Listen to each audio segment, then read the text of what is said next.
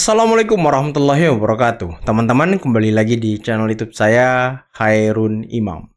Gimana nih kabar kalian? Semoga kita semua selalu diberi kesehatan, kemudahan, dan juga limpahan rezeki dari Yang Maha Kuasa, teman-teman ya. Nah, di video kali ini kita akan melihat bagaimana Roy Suryo terdiam, kicep, nggak tahu lagi harus ngomong apa, sampai mati kutu, teman-teman. Kenapa salah satu pakar politik, yakni Bung Adi Praitno, membongkar dan membungkam omon-omon dari Roy Suryo dan seperti apa hidden agenda atau agenda tersembunyi, agenda politik di balik kasus ijazah palsu Pak Jokowi. Sampai-sampai Bung Adi Praitno sedikit memancing-mancing Roy Suryo untuk mengungkapkan siapa sih bohir Anda? Aduh. Tapi kira-kira Roy Suryo terpancing nggak ya? Nanti akan kita simak videonya teman-teman ya. Nah selain itu teman-teman, ini masih terkait dengan Roy Panci. Roy Suryo ketika tampil di TV, dia menyerang Bung Sylvester pribadinya secara membabi buta. Inilah ya contoh orang-orang yang sudah kalah debat, kehabisan akal, kehabisan ide, kehabisan jurus. Ya langkah terakhirnya menyerang pribadi. Dan mungkin ya ini dia lakukan juga karena mereka tak bisa lagi menyerang Pak Jokowi secara langsung. Karena laporan TPUA yang ada di Barreskrim Polri terkait dengan kepalsuan ijazah Pak Jokowi itu resmi dihentikan. Itu artinya TPUA beserta dengan ahli-ahli omon-omonnya ini tidak bisa membuktikan kalau ijazah Pak Jokowi itu palsu. Dan sekarang strategi mereka ya meruntuhkan tembok-tembok dari Pak Jokowi. Dan salah satunya ya Bung Sylvester ya yang mereka serang sekarang. Dan terakhir teman-teman, ada video di mana Bung Firdaus Oiwobo mendatangi Polda Metro dan melaporkan nama yang selama ini juga ikut memfitnah Pak Jokowi.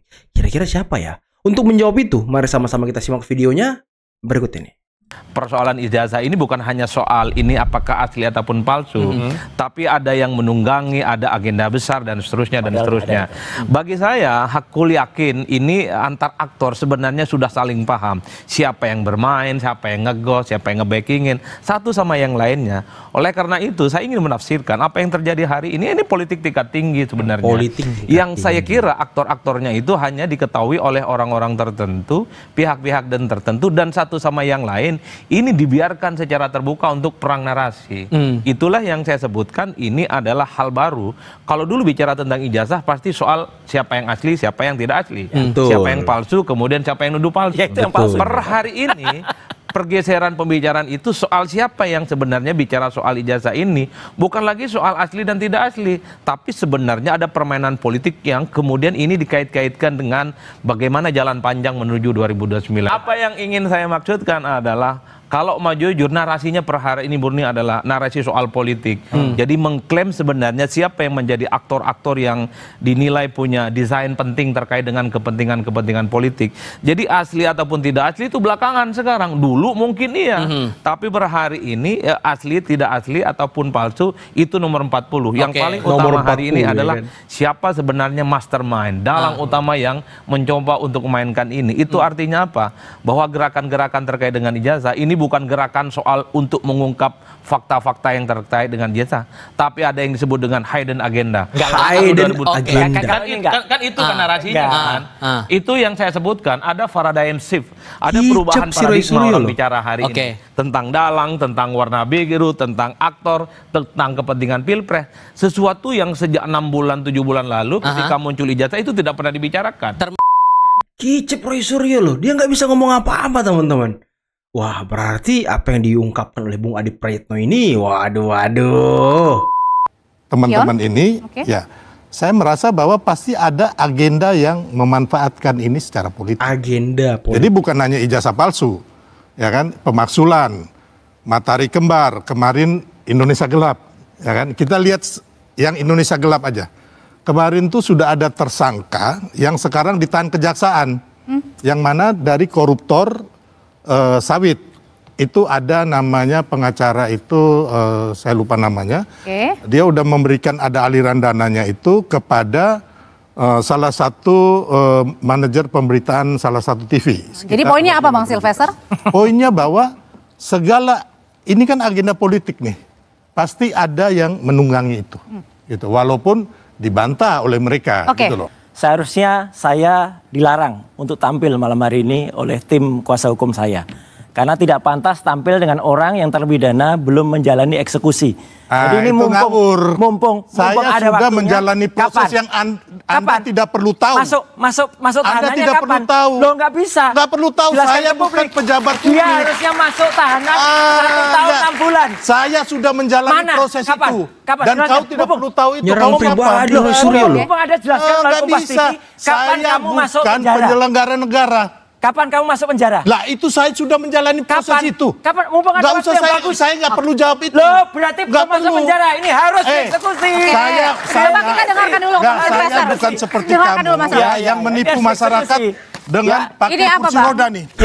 Kursi roda. Kursi roda, Kursi roda. Dia Masuk pakai penjara. kursi roda dan leher nih. Memang sakit Ini menipu gimana? masyarakat ini orang ini. Enggak. Ya, ketika Ya. mau diperiksa supaya Yang nggak bohong ditahan, siapa? pengecut Ya, dia. Jadi Mbak ini Ya, aku bilang kau. ini mau spin.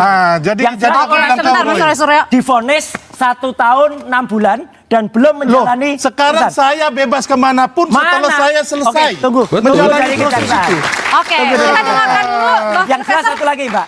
Saya langsung nyambung ya daripada ngomongin dia tunggu aja masuk penjaranya. Nggak Oke. mungkin. Gini, tolong Pak Kajari, orang ini masih berani tampil di TV. Kalau tolong saya dieksekusi. belum menjalanin proses itu, nggak mungkin saya Oke, kita bebas tunggu deh. berkeliaran. Tunggu deh. Berani Oke. berkeliaran. Satria masuk Saya seperti yang Anda fitnah bahwa saya di Batam mau melarikan diri. Ini Ya, tukang oke. fitnah. Siapa yang minta melarikan diri? Kamu. Oke, Saya aja bilang kita hukum balik ke mahkamah. tema malam hari ini. Harusnya Saya jadi bukan narapidana seperti ini. kamu yang takut ditahan pakai kursi roda.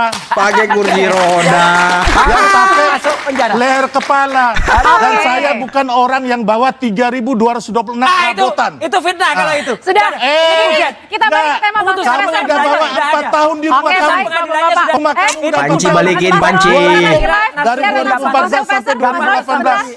Nggak pantas tampil di Kamu TV. mengambil Harus barang masuk negara. di TV. Oke, baik. Bikin Baik, malu tahan lo. dulu Bapak-bapak. Di sini saya pegang kendali. Bikin Masih malu ada, anak Mas cucu Roy. kamu mengambil Nggak barang ada. negara. Gak ada, kamu harus masuk Satu penjara. rumah Nggak Kementerian Bikin malu dah cucu kamu ambil barang negara. Mampus kau, mampus. Izin, ini kan banyak yang mengatakan bahwa Bapak diuntungkan dengan kegaduhan ijazah karena terus disebut Pak. Oleh sebab itu jangan gaduh, siapa yang gaduh? Ya. Ya kalau gaduh terus ada yang merasakan itu keuntungan bagi saya, ya jangan gaduh. Betul, jangan disebut Nanti terus. Saya tidak diuntungkan. Kalau nggak gaduh, ya kan, ada maknya saya mungkin bisa dirugikan. Kalau pada seneng saya masih diuntungkan, lah, ya buatlah gaduh. itu serangan halus dari Pak Jokowi ya kepada Roy CS. Kepada Rismon. Yang selama ini mereka membantu nama Pak Jokowi terus disuarakan, terus dibicarakan. Kasihan juga mereka ya. Mereka berusaha untuk menyerang Pak Jokowi, malah Pak Jokowi ya mengambil untung dari itu. Karena ya semakin bersinar nama Pak Jokowi teman-teman, semakin diperbincangkan oleh orang ya kan, semakin menjadi spotlight, semakin menjadi headline di berbagai berita, YouTube dan segala macam. Aduh, luar biasa. Ini ke Polda Metro Jaya terkait apa? Ya, hari ini kami dari Perkumpulan Badan Advokat Solidaritas Merdeka Indonesia atau Pembasmi resmi melaporkan saudara Roy Suryo ya, dengan Rismon dengan pasal yang berbeda-beda. Wow. Pasal yang berbeda-beda. Namun untuk Rismon sedang diproses konselingnya. Kalau untuk Roy Suryo sudah diterima LP-nya. Jadi sudah diterima, pasalnya berbeda-beda dan dua orang ini sesuai dengan komitmen kami akan kejar terus, ya. Kami Pembasmi akan kejar terus kemanapun mereka berlari, karena sudah kewajiban kita untuk membuat nyaman bangsa ini, tentram bangsa ini tanpa isu-isu hoax. Mungkin laporannya sendiri Dilaporin terus ya kan. dilakukan oleh aparat penegak hukum adalah apa? Menghilangkan fitnah-fitnah ini di ruang publik dengan cara apa? Orang yang sudah terbukti melakukan fitnah diberi vonis 1,5 tahun ya dieksekusi. Biar saudara Sylvester di penjara bisa muhasabah, merenung. Oh, ternyata aku ini tukang fitnah. Oh, ternyata 1,5 tahun ini aku harus evaluasi diri. Nggak boleh dong memfitnah. Mulai menyerang benteng-benteng Pak Jokowi, mulai menyerang orang-orang yang selama ini membela dan mendukung Pak Jokowi. Nah, inilah teman-teman cara-cara terakhir yang bisa mereka lakukan.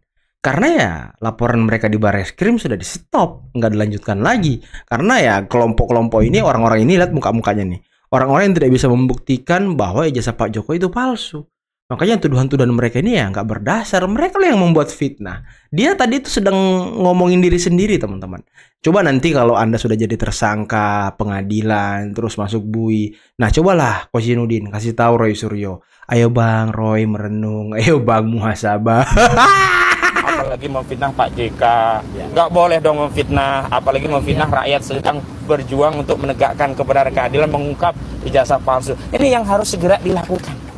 Jangan selalu kami diminta taat hukum, hormati hukum. Kami tidak pernah melawan hukum, kami tidak pernah tidak percaya pada hukum, tetapi kami mengoreksi manakala ada proses prosedur dan tahapan proses penegakan hukum itu bermasalah. Banyak kali ceritanya tidak pernah kami menyatakan kan? Tidak percaya sama hukum. Enggak, karena hukum itu kita percaya, tapi proses penegakannya itu yang kita koreksi. Kalau misalnya ada barang bukti cuma fotokopi, sekali lagi cuma fotokopi, sekali lagi apa? Fotokopi, tapi bisa meningkatkan penyelidikan menjadi penyidikan, ini pasti ada masalah. Lalu kami menghimbau, walaupun kami tidak bisa memerintah ya, karena kita kan sejawat sama dengan rekan-rekan media. Kami menghimbau kepada rekan-rekan media untuk tidak lagi mengundang saudara terpidana Sylvester Matutina ini. Kenapa? Karena tidak layak orang yang sudah divonis mengedarkan fitnah masih diberi ruang publik. Tetapi kalau memang masih mengundang, mohon maaf kami harus ambil sikap. Manakala media mengundang Sylvester Matutina sebagai salah satu narsum, kemudian mengundang dari kami tim advokasi anti kriminalisasi akademisi dan aktivis, kami mohon maaf, kami menyatakan keberatan dan tidak akan hadir di undangan media yang menghadirkan saudara terdakwa terpidana Sylvester Matutina. Baik itu. Aduh, saya juga mau ngomong ke media, kalau Anda jangan ngundang kuasa hukum yang katanya kuasa hukum, yang selalu menyebarkan narasi-narasi, ingin menegakkan khilafah di Indonesia, punya paham-paham radikal, punya apa ya, bukan punya, tapi kerjanya cuma ngamuk-ngamuk, teriak-teriak, tidak ada isinya. Dia dari organisasi yang sudah dilarang di Indonesia, yang sudah dibubarkan, disebut Tahrir ya kan, yang ideologinya dia bisa menyesatkan gitu ya kan. Ya nggak sih? Ideologi mereka menyesatkan nggak teman-teman menurut kalian? Hah? Kalau menurut saya sih ya agak sedikit menyesatkan gitu ya kan, ideologi yang terus dibangun dan dibawa oleh mereka ini. Makanya kan kalau nggak menyesatkan ya nggak mungkin dong organisasinya dibubarkan, nggak mungkin dong dibekukan ya kan, nggak mungkin dong dilarang. Itu loh teman-teman, makanya orang-orang seperti ini jangan diundang juga dong. Dikasih panggung terus nih si Kozinudin nih. Ada isu dia mau dikirim Papua, ide siapapun itu, Pak Prabowo misalnya, menurut gua itu ide bagus yang membantu Mas Gibran untuk bisa scaling up. Oke, scaling up-nya di mana? Dikirimnya ke Papua, maksudnya kenapa akhirnya Papua ini bisa menjadikan diri seseorang ini scale up? Kan ada Sumatera, kan ada Sulawesi, kan ada Kalimantan. Suka atau tidak suka, mau tidak mau, Papua dicitrakan memang tertinggal, bro. Tapi kalau menuju dia terbang ke sana dan kemudian dia mengubah sesuatu, itu image dia akan bagus. Dan menurut gue ini jangan dibantah dan jangan ditolak. Pergi aja. Keren berarti ini. Ini menurut gue kesempatan emas buat dia untuk membuktikan bahwa dia bisa. Gini loh bro, Henry Satrio percaya sampai saat ini, bahkan mungkin besok-besok, jabatan paling enak di Indonesia itu wakil presiden, men. Secara undang-undang kalau dia diam aja di istana, itu sah. Karena tidak dapat perintah dari presiden kan. Serius? Oh iya bro. Bila presiden berhalangan, dia yang menggantikan itu dan kemudian dia menerima tugas-tugas dari presiden. Tapi pengawalannya luar biasa bro. Jadi menurut gua kalau dia ke sana, dia bisa mencoba membangun orkestrasi tuh. Orkestrasi kira-kira ini si Papua mau diapain? Ahli ekonomi dipanggil, ahli pertanian dipanggil. Ini mesti diapain gitu. Gua nggak ngomongin nih orang mampu apa enggak ya, karena kan itu terserah dia lah. Kan kapabilitas orang kita nggak bisa nilai gara-gara cuma ngelihat dia di TV atau ketemu beberapa kali kan. Nah emang itu mesti dicoba. Ya udah jalanin aja. Kenapa ini perlu? Karena orang sibuk membandingkan Gibran dengan wakil presiden lain. Oke teman-teman, itulah tadi beberapa video yang bisa kita simak pada kesempatan kali ini. Dan menarik ya, bagaimana serangan demi serangan mulai diluncurkan oleh gerombolan pembenci kepada Bung Sylvester Matutina. Orang yang memang selama ini berdiri paling depan membela dan mendukung Pak Jokowi. Makanya mungkin ya kalau Bung Sylvester berhasil mereka tumbangkan, ya ada celah lah buat mereka untuk menyerang Pak Jokowi kembali. Tapi selama ini ya, selama ada Bung Sylvester, sepertinya itu tidak akan terjadi teman-teman. Mereka tidak akan sebebas-bebasnya, mereka tidak akan seenak udelnya menyerang Pak Jokowi. Dan ini ya harus kita lawan gerakan-gerakan mereka ini. Contoh si Roy Panci tadi ketika di TV itu kan, waduh, menyerang habis-habisan loh pribadi dari Bung Sylvester. Sampai Bung Sylvester juga kesel menyerang pribadi dia, diserang balik ya kan. Dan dia ya ngomongnya kudet lah, inilah, itulah. Aduh, udahlah. Prabot, mana Prabot?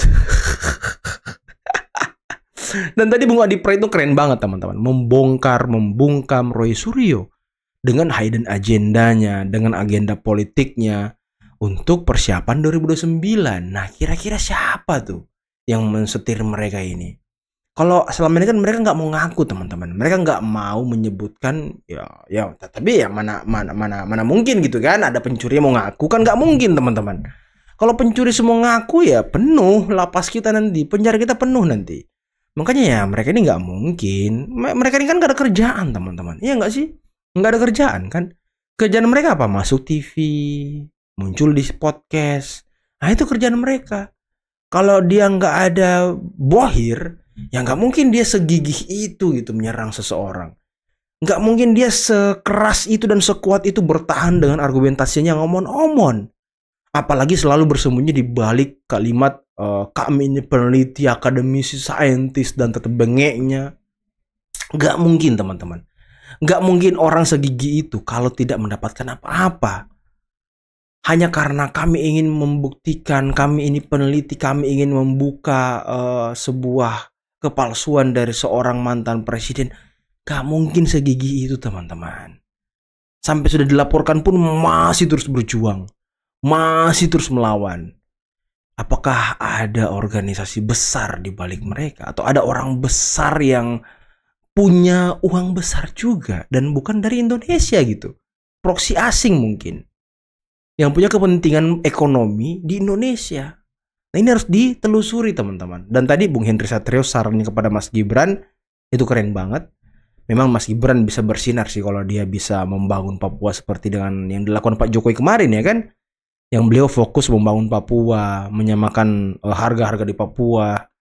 Ya selama ini kan memang Mas Gibran diisukan untuk ditugaskan ke Papua untuk membangun Papua gitu. Cuma kan ya kalau kata Mensesnek itu bukan tugas dari presiden sebenarnya. Memang undang-undangnya sudah menyatakan seperti itu dan presiden belum memerintahkan Mas Gibran untuk berkantor di sana. Jadi ya kita tunggu saja teman-teman seperti apa kelanjutan dari dunia politik bangsa kita. Oke, mungkin cukup sekian dulu video kali ini. Jangan lupa like, subscribe, dan share videonya. Akhir kata, billahi taufiq wal hidayah. Wassalamualaikum warahmatullahi wabarakatuh. Bye-bye.